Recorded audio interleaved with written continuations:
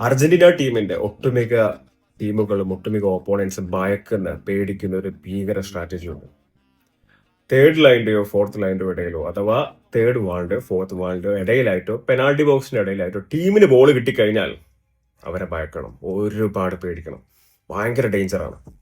ഇതിനെ ഫുട്ബോളിൽ total football, tiki taka, combination football, ജുഗോഡ് പൊസിഷൻ, വൺ ടച്ച് പാസ്, ഇങ്ങനെ ഒരുപാട് ടേംസിൽ അറിയപ്പെട്ടിട്ടുണ്ട്. മെസ്സി എന്ന് പറയുന്ന പ്ലെയർ ഇതിൽ ഭയങ്കര അഡാപ്റ്റഡ് ആണ്. മെസ്സി കളിച്ച ഒട്ടുമിക്ക ടീമുകളിലും ഒട്ടുമിക്ക ക്ലബുകളിലും ഈ സ്ട്രാറ്റജി യൂസ് ചെയ്യപ്പെട്ടിട്ടുണ്ട്. സോ ഇതിനെ ബ്രേക്ക് ചെയ്യാൻ പറ്റും.